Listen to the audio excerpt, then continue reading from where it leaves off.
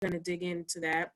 So I would be remiss if we didn't acknowledge this time we're in right now. Specifically want to take a moment to send our prayers to the family and to Jacob Blake and the whole community in Kenosha, Wisconsin.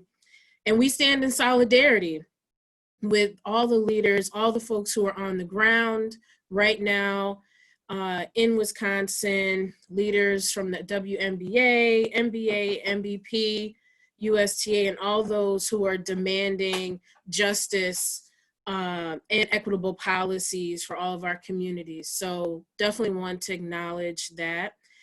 And with that, I want to introduce myself. So my name is Lea Webb, and I am the co-chair of the Black Millennial Convention and also a lead certified trainer of Vote Run Lead. My preferred pronouns are she, hers.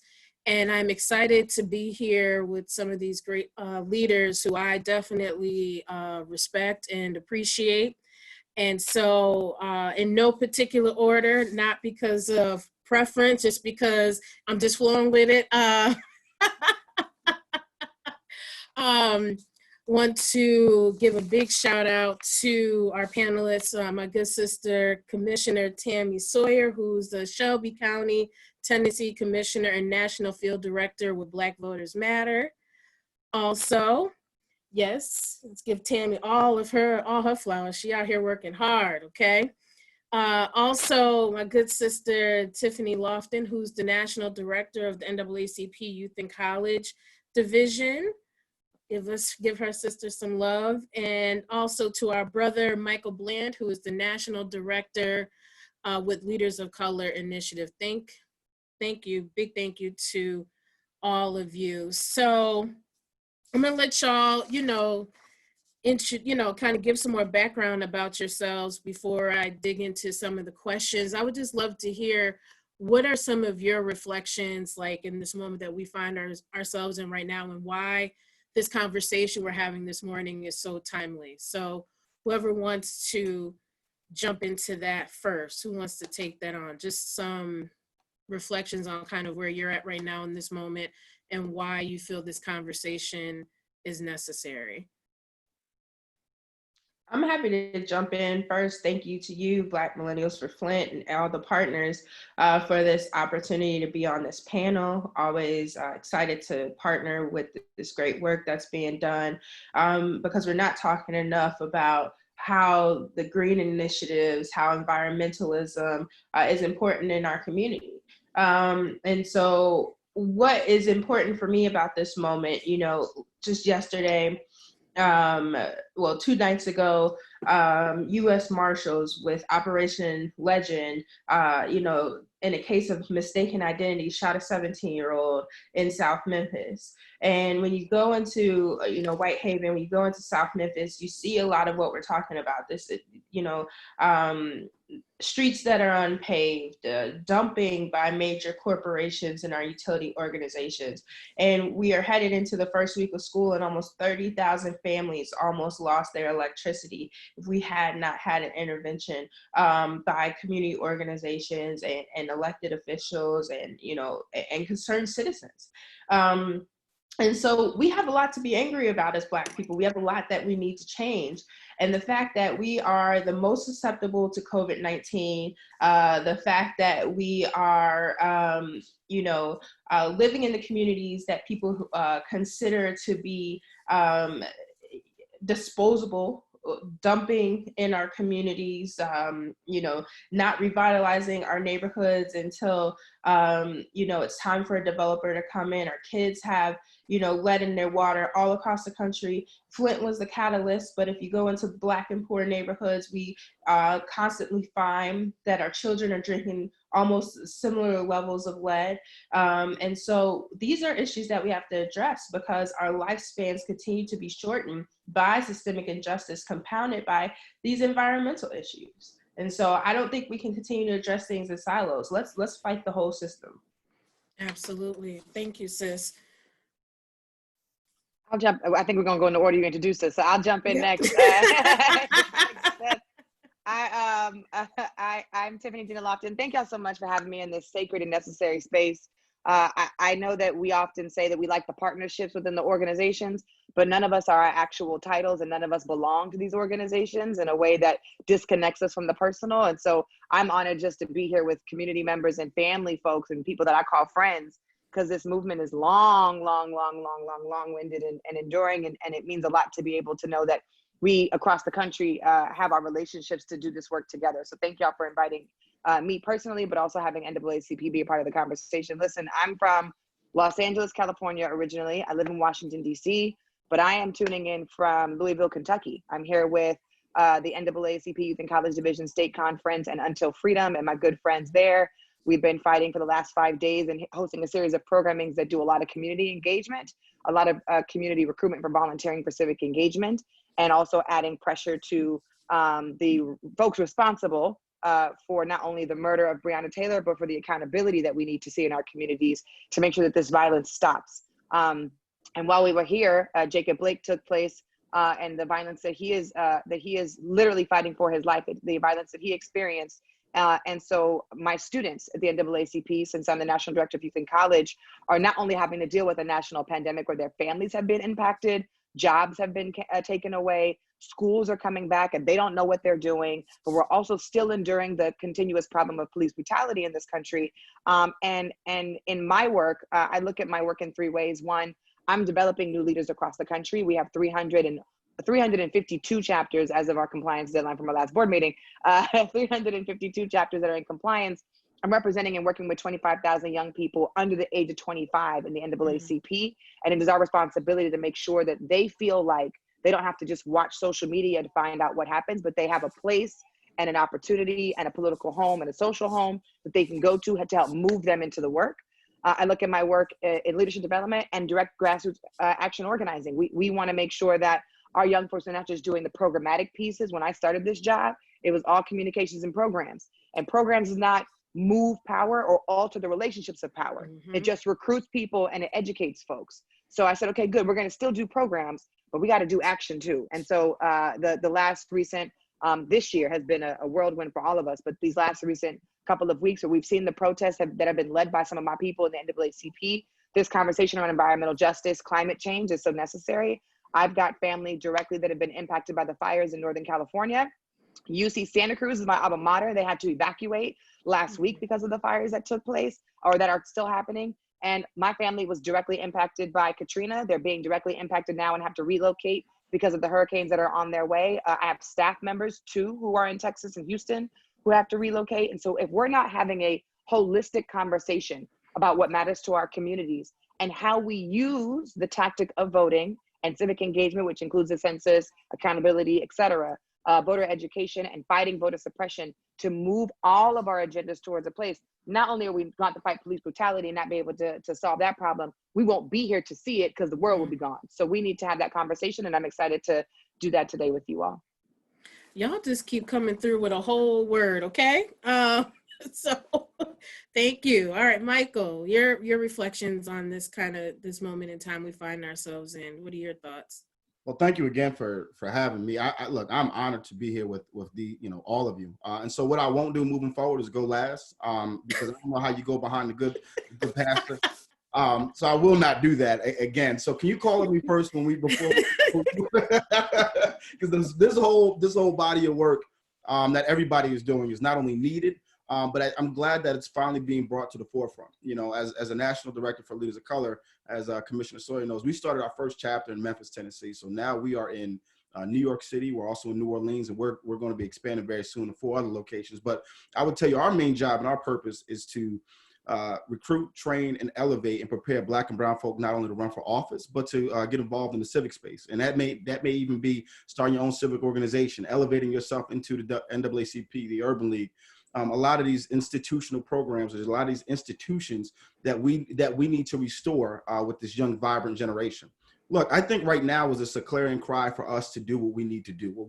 I always say that we've done a good job of just talking about what we're going to do and living in a land of about to do. But what we've seen more recently since this pandemic is us stepping out and stepping up and stepping out and just being bold and unapologetic about what we need to get done. And I even like us now that the environmental issues are now being brought to the forefront as social justice issues, right? And so a lot of times people think that environmental issues are just a tree hugger issues. No, let's talk about clean water in our neighborhoods. Let's talk about, I mean, I'm serious, right? Let's talk about what it means when we have power lines in our community, right? Let's talk about red lines. So, I mean, there's just a myriad of issues that we need to talk about moving forward that are going to benefit our neighborhoods.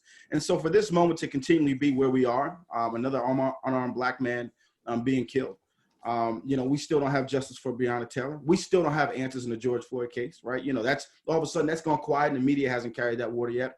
And yet we're even at an inflection point around, presidential politics where everybody's still putting the Democratic candidate or Republican, everybody's still putting somebody else on trial. What I do know, the answer is not number 45. That's what I do know. And so, I would like to invoke everybody, if I could put a subtle plug, is make a plan to vote. And I know that sounds so cliche, but if you're going to go to your county board of elections and go vote in person, if you're going to vote on election day, if you're going to do a mail-in ballot, how about just go take it to the board of elections? I'm not going to worry about the postal service. I'm going to go drive, or I'm going to get a scooter, or we're going to ride to the postal service. How about we take souls to the polls on the bus with your postal ballot and go right to the board of elections?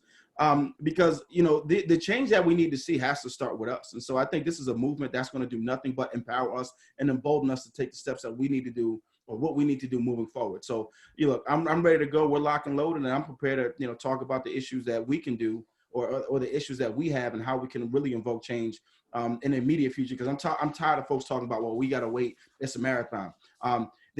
Jim Crow happened with a stroke of a pen. They did that overnight, right? Reconstruction happened with a stroke of a pen. They did that overnight. The civil rights laws and civil rights era, that happened with a stroke of a pen. So it's time for us to take that pen and write for us to write the future that we need.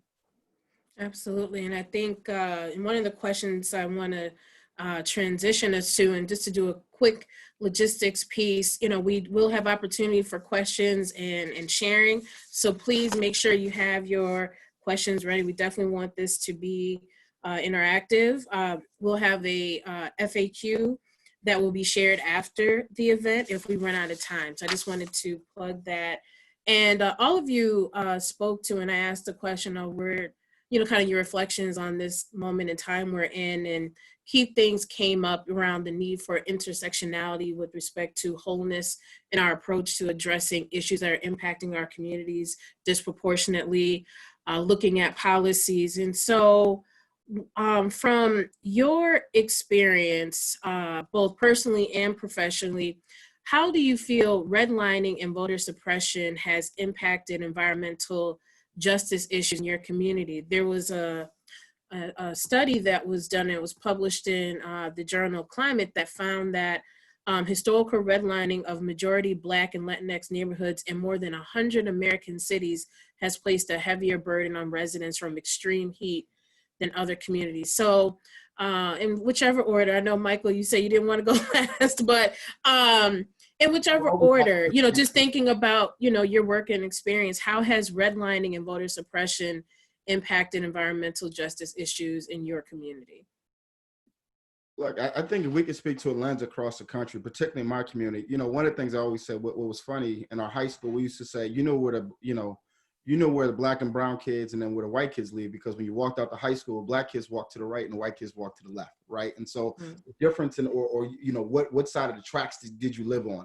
And so what kind of grocery stores were on those side of the tracks versus what are the environments and more ponds and more parks on the other side of the tracks, right? So I think for us, redlining is something that still hasn't been addressed by 21st century politicians, right? And folks that we've entrusted and we've emboldened, right? So even for me, I say in Memphis, we need to give Sister Tami Sawyer support as she fights against redlining, as she fights against things that she knows systemically, environmentally have enabled her community not to be as prosperous as it once was or what it can be. And so for me, I think I've arrived at a point where when we talk about housing and fair housing in our communities, we need to be at the table, even if we got to take it by force, because a lot of times we hold back and we don't, maybe I don't want to take it or we don't want to be too aggressive. And I think, we need to be aggressive because we know what redlining does, how it's downgraded the values of our homes, how it's put our kids in poorer schools and the worst schools. And so holistically, the approach with redlining has, I would like to say, dismantled the Black and brown community. And so I think for us moving forward, we need to, get rid of these tactics, right? We still have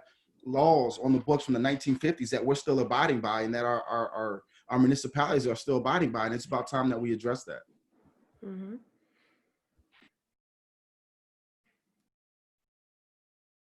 I just want to add really quickly, because because I agree with everything that Mike said, is this is really about power and safety in terms of our communities and our health, and power on who gets to make those decisions and who doesn't.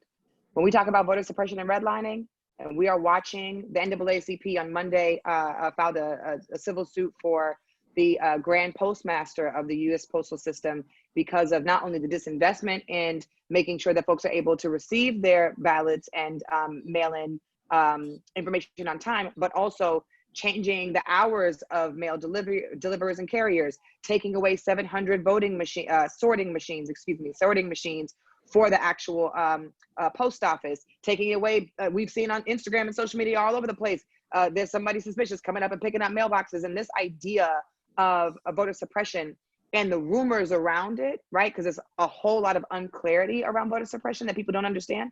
I was on the phone with my youth and college folks in Tennessee, and they're talking about how they need to get state IDs to participate, to register to vote, and that they're not able to get that right now because of the pandemic and because of the cost of it, and et cetera. And so these ideas of voter suppression are all about power and who gets to make the decisions in our communities. And if our folks have to do two things: one, we have to make sure that we are educating clearly as many times as possible the updates that are happening around elections, because even during the pandemic, the process for voting has changed.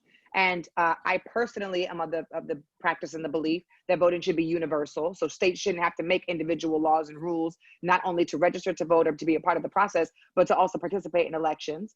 If everybody's going to do voter registration online, everybody should do voter registration online. If everybody can mail in their ballot, everybody can mail in their ballot. But our states are choosing, because of power, who they want to participate. And by doing what you said around the redlining, allowing certain communities to make those decisions on behalf of everybody, and therefore casting other people into the margins. And so we need to be able to educate people and communicate the changes as quickly as possible. And then two, we got to unfortunately do some self-help to make sure that the people who are less likely to be able to access the polls and participate in democracy get the support and resources that they need to be able to do so, right? So we are talking to celebrities like, yo, we need you to pay for this many IDs because our students can't get them. We need you to pay for buses so that people can actually get to the DMV and then get to the precinct. We need you to help us pay for the voter guide so that people can make smart choices when they get into the ballot box. And all of these things that we need to do around voter suppression is necessary, like I said, so that we can make sure we alter the relationships of power. Absolutely. Absolutely. Oh, I'm sorry. And one more thing. And this is for everybody. We need to talk about not just the top of the ballot. Yes. Thank you. That's actually not the most important part of this election. Down the ballot. We need to talk about every seat position on the ballot. When we're talking about why students aren't safe to go back to school, that's a school board member. That's at the top of your ballot. That's at the bottom of your ballot. When we talk about city council and who's going to make sure we got enough PPE gear and where the free testing is in the community, that's at the city council and the mayor and the governor. We got to vote down the ballot. I'm talking to the choir here, but I wanted to make sure that I said that because NAACP and folks talk about elections, and the trigger word elections makes you think just of the White House. And we got to have a serious conversation about educating our folks about voter suppression, because Donald Trump don't make those decisions. Your Secretary of State does. And that's how we got Stacey. That's how we lost the race in Georgia for Stacey Abrams. So I want to make sure I add that to the conversation. Absolutely. And as a former city council member myself, I will tell you that that part is often missed, is that down the ballot, from your state, local officials, they have direct influence and decision-making power around a lot of these issues that we're talking about. Absolutely. Tami, did you want to add your reflections on this as well? No, I mean, I think that they definitely hit the nail on the head here. And just two quick points to piggyback off what Tiffany just said about local races being so important. We don't realize, just as a community, what these local seats impact.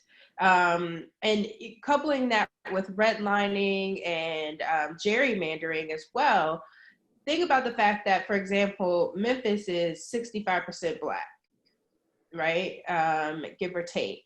And a lot of people say, well, y'all are always complaining about racism. Y'all always talking about the man, but it's majority Black. And y'all had Willie Harrington and y'all had A.C. Wharton. You had these Black mayors. So whose fault is it really? But stop and realize that the racial wealth gap in Memphis is $20,000 or so for the average Black family, $90,000 for the average white family. A $70,000 racial wealth gap. How did we get here? Redlining. Black historic communities were destroyed by redlining. The city of Memphis has settled with every major banking institution because they came here and raided these neighborhoods. If y'all have not read Ta-Nehisi Coates' The Case for Reparations in the Atlantic, that is one of the most groundbreaking pieces of work on how Black wealth was destroyed in the 80s and 90s by redlining. And it talks about Chicago, but apply it to St. Louis, apply it to Memphis, apply it to Louisville, apply it to Kenosha, Wisconsin, right? Redlining took our generational wealth. So yeah, we've got these seats. I sit on a commission of 13 people. The majority of us are Black Democrats, and we ain't got no power. We're always checking in with white folks, right? Let's keep it real. Who got the money? Because we got the seats, but we don't have the money. And then we sell out our votes so we can keep getting funded. So what's the path forward? At BVM, we have a campaign. We got the power. So take Mike Bland and the Loki Project. I call it Loki. He don't like that. Leaders of Color. If I can go to Mike Bland and say, Mike Bland, I need $50,000 for my campaign, and Mike could cut the check, that's the power, right? I ain't have to go to the white guys and sell out my vote and turn a blind eye when the streets in my district are messed up and be quiet and say, oh, I'm not going to talk about defunding the police. I still get to be same loud A Tami Sawyer, right? Because I know I can go get the money elsewhere. In Black communities, the people that get elected don't have that freedom. So we need Tiffany, right, preparing 25,000 young people under 25 to learn and connect, sending them on the call like, hey, Mike, when we get off this, I'm gonna connect you with this brother, right?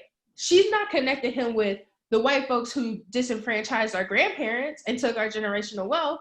We are reconnecting with each other. So right now there's a movement happening, right? So like we get off this call, all four of us stay connected to build these power connections, because all of this environmental racism, this dumping, redlining, taking our houses, the new developments that are coming, these cookie cutter condos that we can't even afford to buy or rent, all of that is a deep investment in disconnecting us from urban cores and the resources that we need.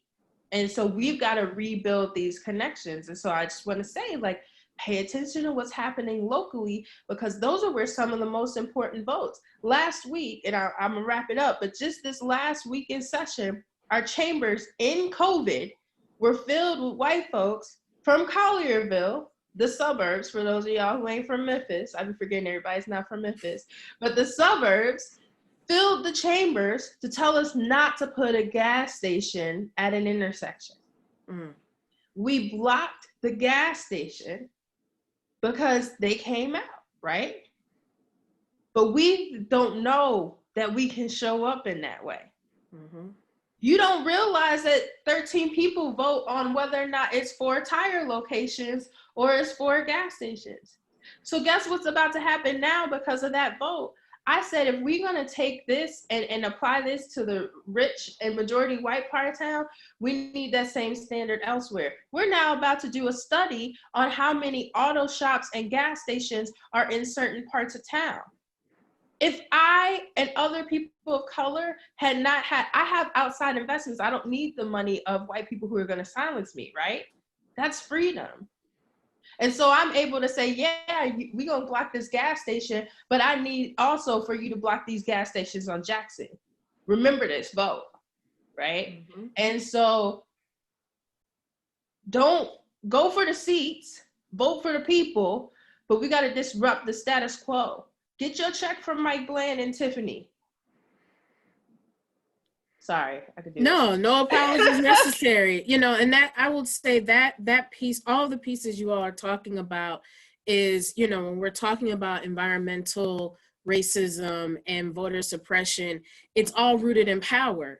And if we do not disrupt, and people often fail to remember that government is a system that is rooted in white supremacy. So just because you get in the elected seat, that doesn't somehow magically erase hundreds and hundreds of years of oppressive practices in a system. And so we have to think through and figure out, how do we disrupt and shift a lot of these dynamics? And it absolutely requires us to work in community with each other and support our folks once they get in, who are trying to navigate and change a lot of these antiquated policies that were never designed for us to still even be here, like physically in our communities. But I don't want to go off on that tangent. I'm gonna bring it back. So when y'all touched upon the piece, I want to go back to around the influence and importance of down the ballot elections. And so there's been some policies proposed, for example, the Climate Equity Act that impacts young and Black Latinx voters. And so I would like for you all to just share, what are some ways in which policies like the Climate Equity Act, how can we as young leaders in our communities expand awareness about not only this policy, but other policies that will really help to change outcomes in our communities?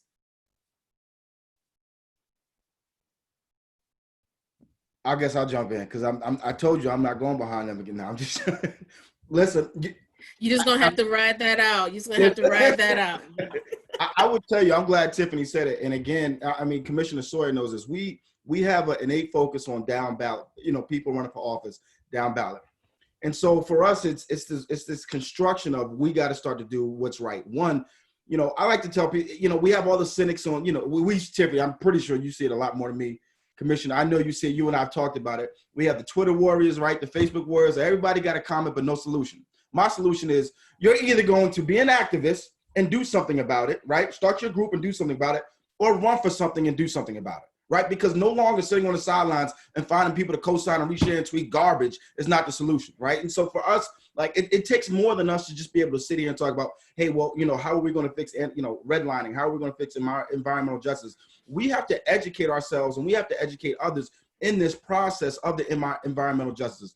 Just a little subtle plug, right? We'll talk about the U.S. Senate candidate, right? Marquita Bradshaw. There were folks who thought Marquita didn't have a chance, right? But I also say, why is that? Because Marquita didn't run on a cookie cutter platform. Marquita ran on environmental injustice, right? It was something, and I'll be honest, I said, well, Marquita, when she started to run, I said, that's not sexy. I don't know if it's going to catch fire. People aren't even talking about that. But the mere fact that she said to me, Mike, do you understand that Memphis has the best water in the country? But our communities aren't getting that water. And what that means to us just blew me away, right? And so it's not enough for us to just talk about it. It's like, even in our training process, we talk about, the children from grade 3 to 6, only 8% of proficient children of color in Memphis. It was the hardest plane ride I probably took in my life. It was the hardest plane ride I took in my life. So what are we going to do to fix that? How do we talk about that in training sessions that we do? How do we talk about immediate reforms, immediate progress in our, in our communities? And so it just doesn't stop with just, the protests. Then it starts with knocking on doors. Like we said, registering folks, not only registering folks to vote, but making them aware of the issues that are in their communities, right? And so when we talk about environmental injustice, we need to start talking about environmental justice as social justice, because I think a lot of times we just think of social justice as police reform. No, environmental justice probably should be higher than police reform right now, because our babies are dying because there's lead in our water fountains in their schools. That, oh, it's okay to drink out of it. When's the last time we've tested that water, right? Let's talk about healthy neighborhoods, food deserts, right? That's environmental injustice. You're talking about 10 miles where we can go get good food. Let's take the bodegas and the quickie stores off the corners, and let's put a healthy market right there in the middle of our neighborhoods. And that's what we're not doing. So when I tell people, if you're going to run, show me your environmental justice platform, I'll tell you if you can win, or you have our attention, like the commissioner said, we'll cut you a check. But if you're not talking about what's really affecting the root of our children, if the top of your platform is not helping Black and brown babies, then we need to stop the conversation, because it's no longer about us, right? We need to create the layers and the steps for our Black and brown babies, and how we institute environmental justice across the board in terms of environmental inequity. And so I'll digress, because this is something not only am I still learning about, but like you talked about the gas station, Commissioner, we were in the process of buying a house. I'm gonna tell 30 seconds. So we're in the process of buying a house. and it was next door to a gas station, but it was a beautiful house, big house, nice yard, everything. You know, the first person I talked to was Marquita Bradshaw.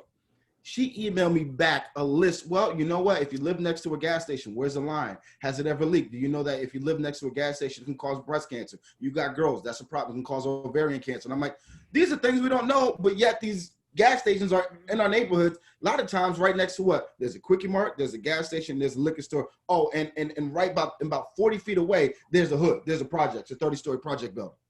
So we're not talking about where they started to even place us, right? Because they placed us, right? Let's talk about the Great Migration and how they started placing us. But I'll digress and yield my time to Tiffany. How you know I was gonna go next? You could Tammy was gonna go. Dang. Tammy, since you got something to say. I was gonna go, but your red dot came off, so we knew you was ready. I'm gonna be as quick as possible. Let me say this: I graduated college in 2011, UC Santa Cruz. And I got involved in this work because I was fighting against the increase of tuition because school costs too much money. My first year of college, they increased tuition 32%. And I flew, when I was a kid, when I was in college, I flew to Washington, D.C. for a conference underneath the United States Student Association. It was a national student organization. They had a conference every year called the Legislative Conference.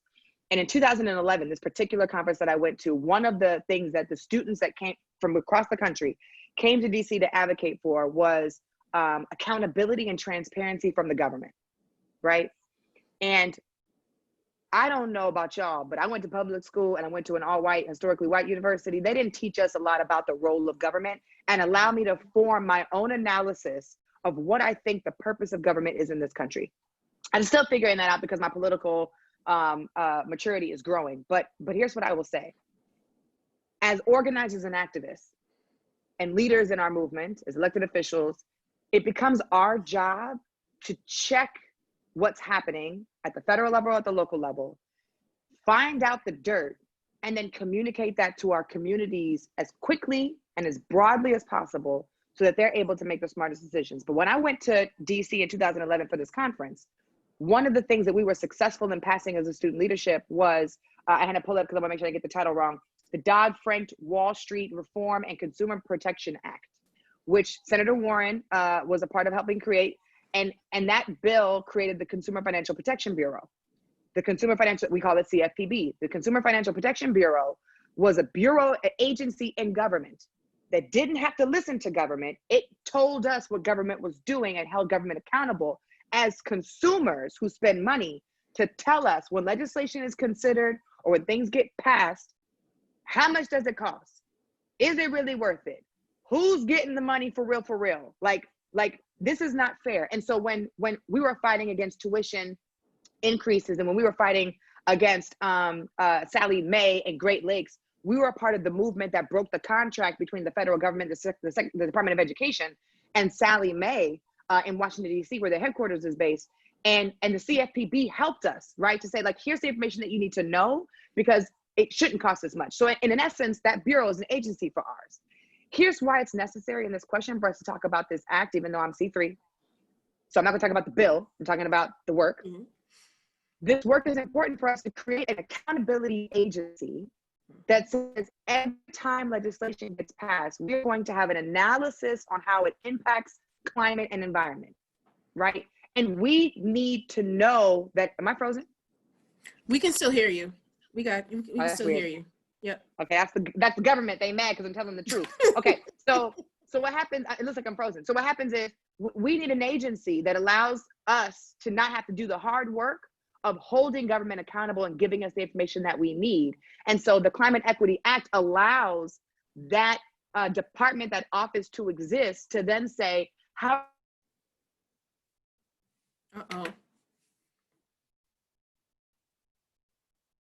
Oh, we lost Tiffany. She was right in the middle, dropping another powerful piece here.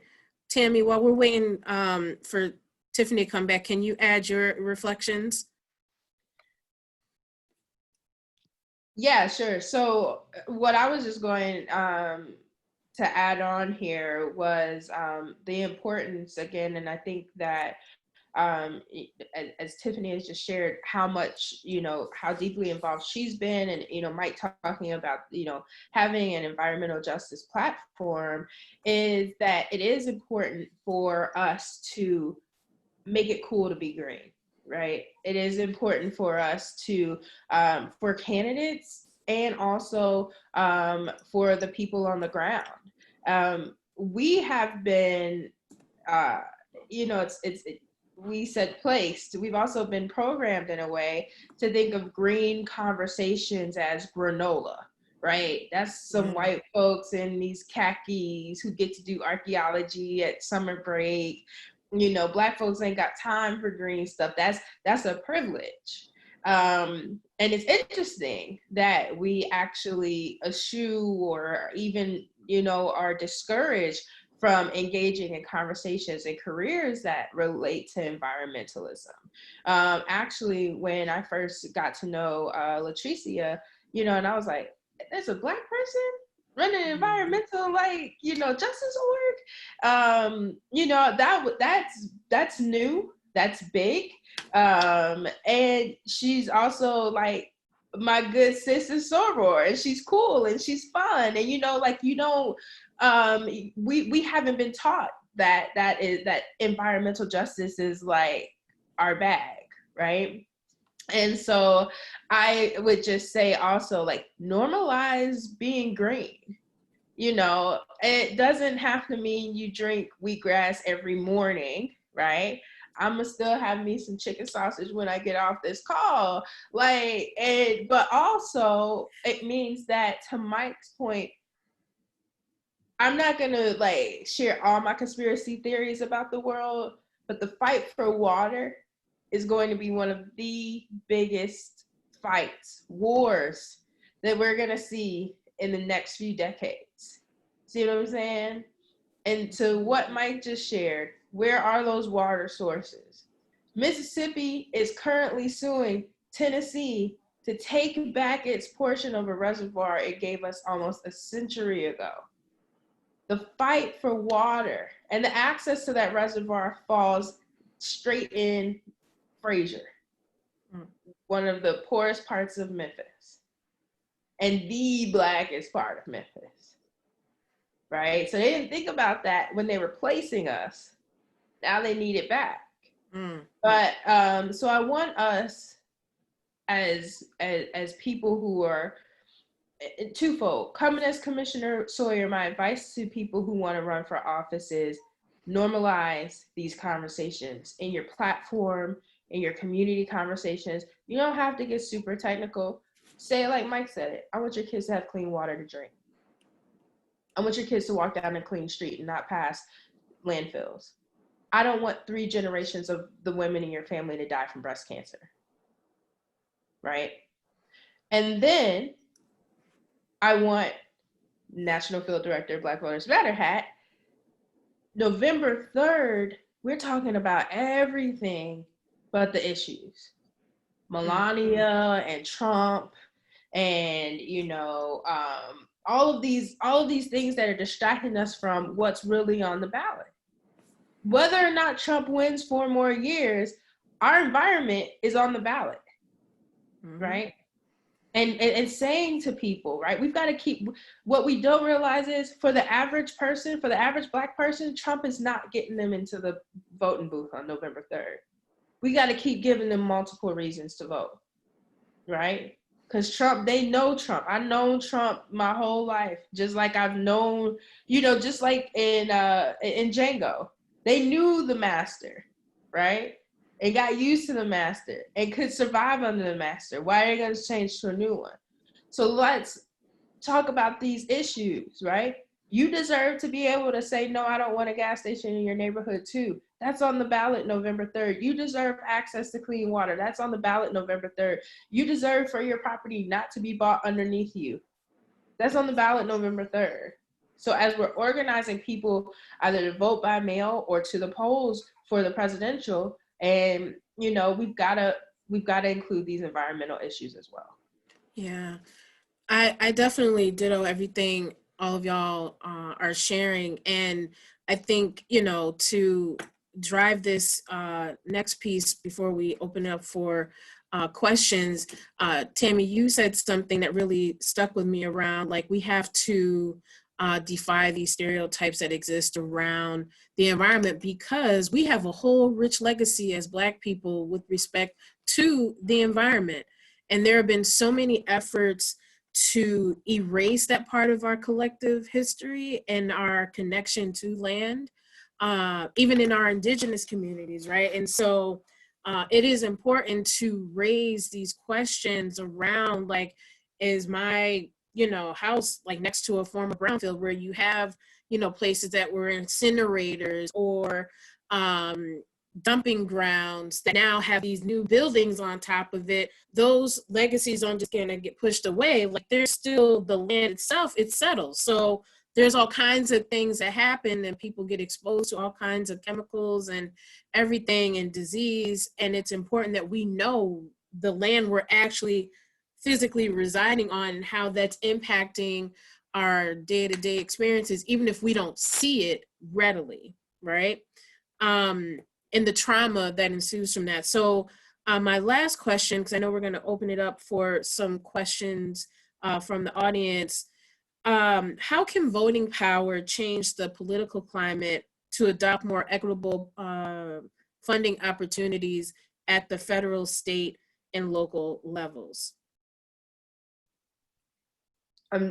It just really short. It's about who you elect and what you hold them accountable to. We got $8 million in CARES Act funding. Our Republican chair appointed a committee to allocate that $8 million. They presented it up to us to ratify on Monday. And I said, hell no. $8 million, and y'all about to cut off 30,000 people's lights a week before school starts. And not a dime of this funding went to direct PPE purchase.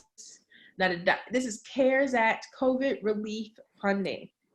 And it went to nonprofits that we've been funding forever that had no exigent circumstances. And I was like, yeah, I'm not doing this. It's gonna pass, back to the point of who gets funded and how they get funded, but like, so it's about, as you have the power, ask these candidates who knocking on your door in the middle of COVID-19 and these 40 emails you get in a week and these phone calls and these text messages and these these on your Facebook profile. And I'm a candidate perpetually, right? And I tell people, I want you to treat me. And I know y'all not hard on us, because treat me worse is what I tell people. Not really because I have a hard life, because people treat me bad anyway, but we'll talk about that in another panel. The point is, be harder on us. Demand more is what I'm saying. And so ask these candidates who are on the ballot in November and in 2021 and in 2022, because the thing is, people are tired because these cycles, this election cycle, we go through all this hullabaloo and then you look up and it's time to vote again, right? So these cycles don't stop. But ask these candidates, right? What are you when you get in office, who are you accountable to? Let me see your financial reports. I can't support you because I know for a fact that organization dumps in my neighborhood, and they are your largest funder. I can't support you because 50% of your funding is from, whatever. Look at people's financials. And it takes a little bit extra work, but I'm just saying, hold these candidates the way you get the power and the way you connect this to voting rights, and then to make sure you get the funding, is there are some elected officials who you could call all day long and they don't feel accountable to you, because you ain't gonna get them reelected. Mm-hmm. Absolutely. That accountability piece, people toss that around so often, and this moment we find ourselves in, national all the way down local level, now more than ever, we have to demand accountability. And it starts with knowing who's running, how they're being funded and supported, and what has been their track record as relates to addressing issues that impact our communities that we are absolutely in. And We have to demand accountability and push for those policies unapologetically that absolutely advance equity in our communities. So Mike, your response to that question around how can voting power change the political climate to adopt more equitable funding opportunities? I'll be real quick because I saw Tiffany's light come on, and I told you I don't like. So that only reason why I'm jumping in because I saw your light. Here you go. I'm gonna need you. Okay. I'm doing good. I didn't think I was pushing people away from speaking. I'm gonna sign. Ain't nobody push you. This is Mike being extra. Go ahead. Mike. I think one of the things we do not do is take our time to identify who represents us. And that's real. And you talk about the accountability piece. We are quick to blast somebody on social media because we think they lived in the land of about to do, or we always live in this land of about to do. As the commissioner said, start looking up in people's financials. And I will say, understanding your voting power, we need to start investing in Black and brown candidates. Let's be honest. And look, not all skin folk are kinfolk. We know that, right? I mean, Sister Tiffany is sitting there with a brother that, he has some explaining to do real soon. He's got to come back home. Don't call him a brother. Don't call him a brother.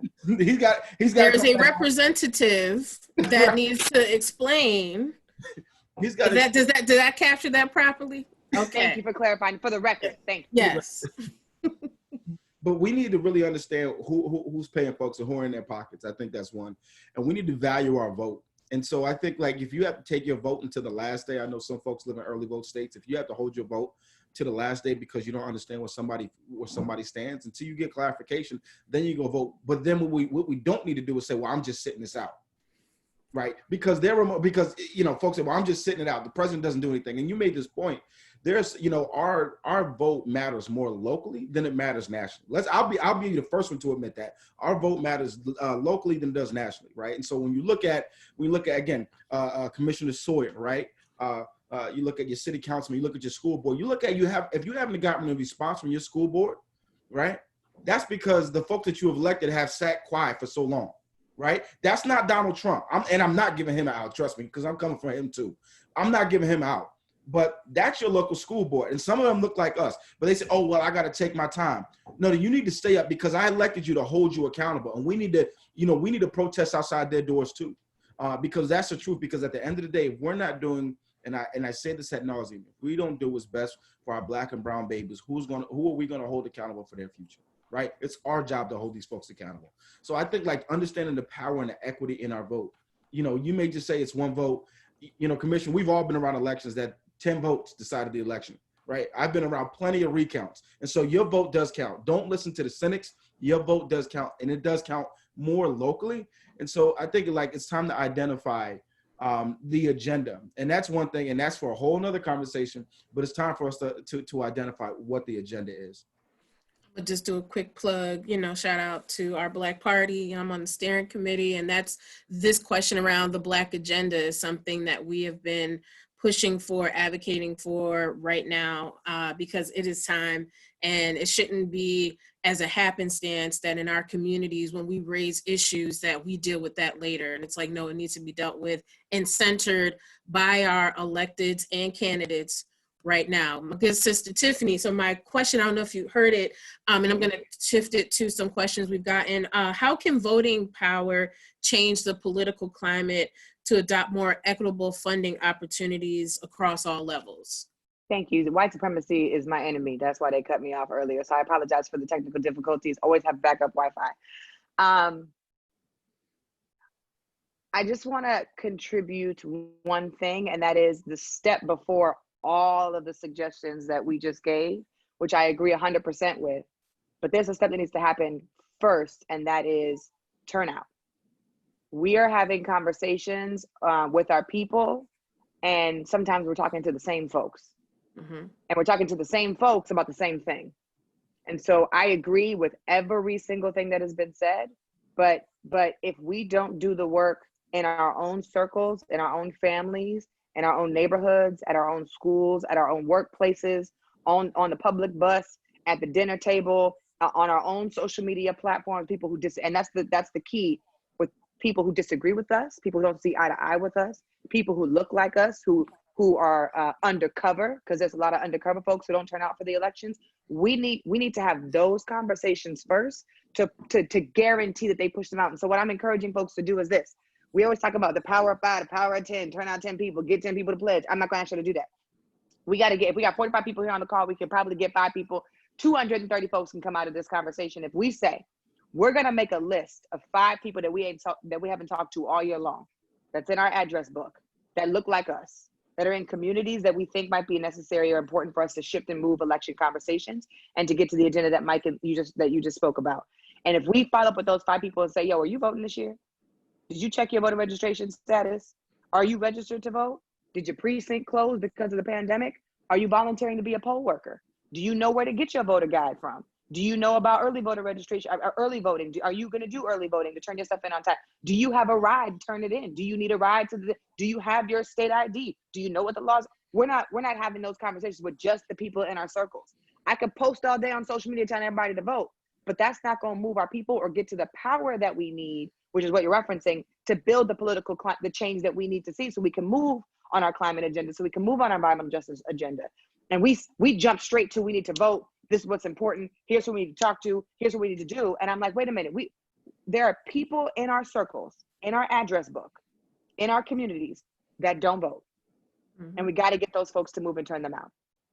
Yeah. And actually, that was one of the questions that someone posed. Many of my fellow young adults are cynical and jaded about government and politics. Any advice on getting them engaged and thinking more positively about election 2020? Tiffany, you absolutely hit the nail right on the head.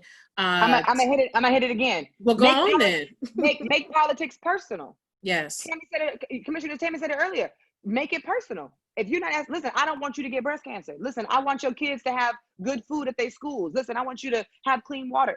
We got to make it personal. So we got to turn our own people out. We got to have those real conversations to make it known that it's not about the name on the ballot or the initiative. We want you to pay attention to those things. We want you to do it with your value set when you walk into the booth. And we want you to bring everybody that can't vote with you. Mm-hmm.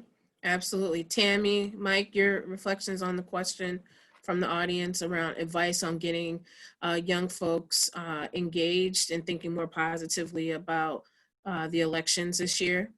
I'll make it real quick, Commissioner. I'll make it real quick. Ask your sister, ask your brother, ask your little cousin. Because you know what? My two 11-year-old daughters know what's at stake. It's a damn shame if you don't, you're going to sit at home because you're jaded because your person didn't get the nomination. Period. Right? So if you're going to sit home on election day, if you don't think that your child's life is at stake, or your nieces or your nephew, your grandbaby's, and you're an auntie or uncle or a grandmother or you're even a role model, but you're not even leading any kind of model in any kind of role, that's a problem. So I agree 100% with Tami. It has to be personal. This is not, to me, I don't care if it was Joe Biden. I don't care if Mickey Mouse was running against Donald Trump. Guess what? I'm making sure I am voting against this man because what he is doing to what is supposed to be our democracy is embarrassing. He is tempting us and pushing us. And I am no longer going to be, I'm not forgiving nobody. Stop forgiving people because it's about time folks done right by us and done right by our babies. Right. So it is beyond personal to me. And that's why, Tim, we do this work at Leaders. It is beyond personal on a local level because we have people still in positions in 2020 talking about they need a task force. No, we don't need a task force. I need you to get up and do something. If you don't do something, right, then you need to make sure you're on the ballot in 2021 or 2022. Tami? I'll be really quick. When I think I work with a lot of Gen Z Black folks, and they're a amazingly connected generation, even more so than millennials. Young Black people in college are leading in incredible ways. They're touching, racial justice, gender justice, environmental justice. They got words I just learned, right, and still learning. They teach me, and but even to what Mike just said, there's still some privilege there. I'm talking about college students. He's talking about people who are well-versed enough in the conversation to say, my candidate didn't make it, so I'm not voting. To Tiffany's point, those are the same old people, right? Mm-hmm. How are we getting those folks who are disenfranchised, who think that they've lost the right to vote forever, who never lost the right to vote? And there's a lot of young people who have never been taken to a poll. There was a really good program here before COVID that would take seniors to vote. they would register them to vote in school, and then they would sign them up to take them to vote. And of course, it couldn't happen this year, but I voted for the first time. I was like 6 or 7 years old, hanging on to my dad's pant leg, you know, behind the old school curtain. You know what I mean?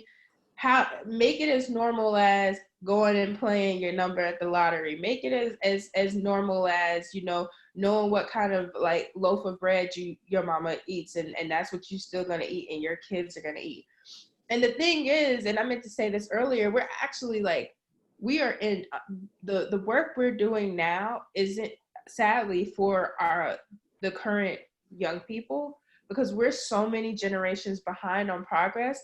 Everything we're doing is for kids that'll be born 20 years from now. And so there's a question in the chat from a young man who, and I just want to tie this in really quickly, a young man who says that he went to a PWI and he wants to know how to, you know, take his environmental justice degree into the right spaces. You've got to create it, fam. It's not there. And you've got to create it not necessarily just for you and your peers. You've got to create it for the kids that haven't been born yet, for the kids y'all are going to have, for your grandkids. Because it doesn't mean ignore the kids who are here right now, but also understand everything we're doing, we're not going to see the real effects of for another 20 years. And if we don't do it, it's going to be even worse for our grandchildren. Absolutely.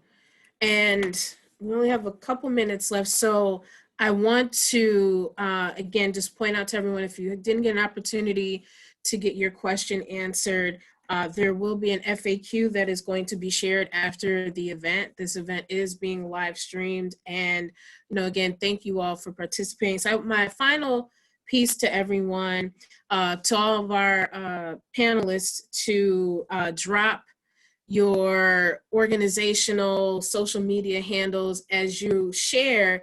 What is your call to action for everyone that is watching us right now? What is your call to action? And also don't forget to share your organizational social media handle. I'll just hop in first. So first, you can follow me on social media anywhere. I'm Tami Sawyer with an I, Tami, at Tami Sawyer on Twitter, at Tami Sawyer 901 on Instagram. I post a lot of pictures and face masks, the kind you sleep, you know, like the creamy ones. But so you have to get that with your political news from me. But also follow Black Voters Matter, Black Voters MTR on all platforms. Get involved with our We Got the Power campaign, which is exactly what we've been talking about here. We have to reclaim, we have to make these connections, we have to build and do this work together. We have the power. It's just about, you know, finally realizing it and unleashing it. And so like my major call to action to y'all is one, first and foremost, similar to what Tiffany just shared, make sure that you leave here and you go talk to 5 people. I'm not just gonna say like, go vote, go register to vote, but again, we got to normalize this conversation, right? So if you're catching up with somebody today, man, I was on this panel today, here's what they talked about. You know, have you thought about water access in our community? And then the other thing I'm going to say is that we've got to be engaged through November 3rd, even though we know the power is in local seats.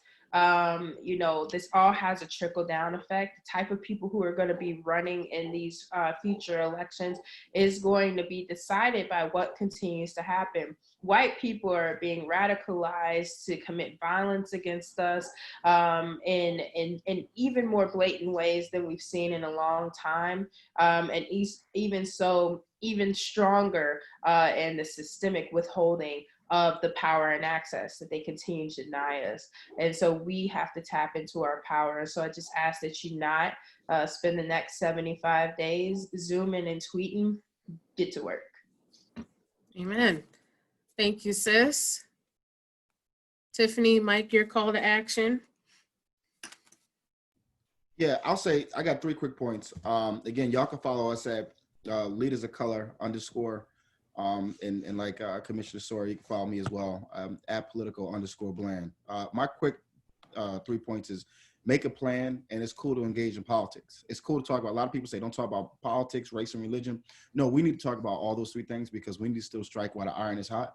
So even though, I can talk about, my favorite song right now, which is Nas Ultra Black. I'm the biggest Nas fan there is. It's cool to talk about music. It's cool to talk about all those things, but we need to really start talking about the issues that are front facing towards our community. The second thing is find 5 people to invest in. What do I mean? Five people of color, to invest in their campaigns. Stop sending $25 to Bernie Sanders. Stop sending $25 to Joe Biden. Stop sending $25 to people to presidential campaigns. Guess what? They got folk that can handle that. You need to go five people that are running for local office in your community, particularly for me, people of color that you know that are going to invoke change, okay? And go invest in them. Go spend your $25 there. Okay, you don't need to go get a 2 for $20 million at Applebee's this week. Go give it to somebody else because we need to be sustainable in this space and we need money to be sustainable.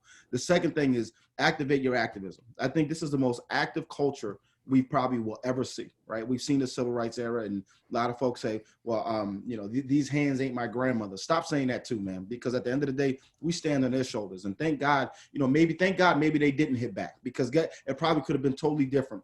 But guess what? If we're going to be better than the next generation, in which we should, activate your activism. It goes beyond tweeting. It goes beyond a Facebook post. What campaign are you going to get involved in? What civic organization are you going to start? What civic organization are you going to empower? What parent group are you going to lead? And finally, are you going to run for something? Just don't say something, go run for something. And those are my underlining points that to me will make a complete difference in your community and what you'll do moving forward. Absolutely. Thank you, Mike. Thank you. Good sister Tiffany, your That's call hard. to action. That's hard. They said what I would have said, and I'm running out of stuff. For real, I'm running out of stuff for people to do. And I feel like this conversation has not just been, to your point, Lea, it hasn't just been about the problems. We just gave a whole bunch of solutions over the last hour. So I want people to digest that and spend some time thinking about it. But somebody said it earlier, we can't forget about the census. Please, if you have not done that already, I don't know why you've waited this long because it takes 2 minutes to do it. Please fill out your census, 2020 census.gov. Here's what I'm going to give 2 practical things, and people might not understand why I'm doing it, but I promise it's a method to my madness. The first is I want you to read a book. A lot of us don't read. We don't read enough. We think that social media and Twitter and Facebook and the news and sometimes something else will give us the knowledge and information that we need to think about our analysis around some of these issues, and that's not the case. And during this pandemic, I've made it a personal pledge to read as many books as possible, and I've been doing that. So please read a book. If you're interested in recommendations, I'm happy to send you some on Twitter. 2, I would say, we talk about some of these issues as if Black people are all on the same page about these issues in the agenda. And I don't mean like the folks who are the Daniel Camerons of the world and the Candace Owens of the world. I'm talking about like our people in our own circles. And when me and my Uncle John have conversations, he's 65, when we have conversations about these stuff, I learn a lot from him based off of how he sees the world. And I'm also able to then better prepare myself to have conversations to defend my agenda and my value set, right? And so I want us to read books, and I want us to, the second piece is to really have tough conversations, to challenge our analysis so that we stand comfortable and strong in our agenda that we want to fight for. Everybody don't believe the women should have the right to choose what they're going to do with their own bodies. And it's a lot of Black men that I have this conversation with, and they said, I don't believe it or understand it. There's a lot of folks who don't believe that we should regulate what type of food goes into schools, and we need to have those kinds of conversations. There's a lot of folks who don't believe that people need to have a livable wage, and so we need to have those conversations. I get into conversations with people who are like, they don't work hard enough, they don't deserve the money, and I'm like, what are you talking about? So we need to have those conversations with ourselves so that we can go to the ballot box with new knowledge and information, and on one accord to not only change this country but to improve our communities. Absolutely. And I will close us. I would be remiss if I didn't say, please make sure you support Black Millennials for Flint. They are doing phenomenal work across this country to make sure, as we said, we only got one planet. So we got to make sure we take care of it. Most definitely big shout out to good sister Latricia Adams, president, the whole team at Black Millennials for Flint. I would also like to say that some of the work that we've been doing in my role at Black Millennial Convention and Vote Run Lead is all around building Black political power and building, expanding civic engagement. So follow us. And I will say this, that this is definitely a marathon, and self-care is a form of resistance. And we have to take care of ourselves while we are out here continuing to fight and demand for things that we honestly should have from birth. And clean water, having quality housing, all these things are things we should have from birth. And so it's important that we take care of ourselves and continue to build community with each other. Again, I want to thank all of you for taking time out of your day today to be a part of this conversation, to my esteemed colleagues on this panel, to everybody that pulled this together, to everyone that's watching. Please don't stop applying pressure. Keep fighting the good fight. Let's keep going, because we're not doing this for ourselves. We're doing this for those that are coming after us. Thank you all so much, and enjoy the rest of your day. Shout out to our bad moderator. Go ahead, girl. Yes, Leah. I try sometimes. Appreciate Thank y'all. Look at Leah was on point. Yes. Come through. This was excellent, y'all. I'm not sure if you all saw the message that came through the Q&A box, but it just really touched my spirit. The young person that is in New York that, spoke to, not having a tribe in the EJ space. So I think that you all really exemplified how we can all come together and not work in silos. So I appreciate you all taking your respective platforms and integrating it to environmental justice, y'all, because it's lonely in the EJ space. I mean, there are literally very few people who look like us, or our adjacent folks, our like Latinx brothers and sisters is slim. So I'm glad that y'all inspired the people that was on the call today, or in the Zoom. I like the Zoom call webinars. I get all the language mixed up. But I appreciate y'all. We appreciate you more, Tracy. Yeah. Yes, I'm gonna follow up with y'all. We pay Black people, so we have honorariums for you all. So I'll follow up in an email so we can get that out to you. And so I think we're good.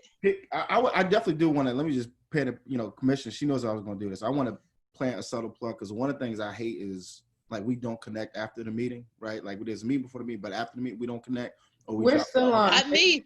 We're still live streaming. So I want to make sure we all stay connected and share all of our information. Absolutely. I told you, I saw you. I had seen you on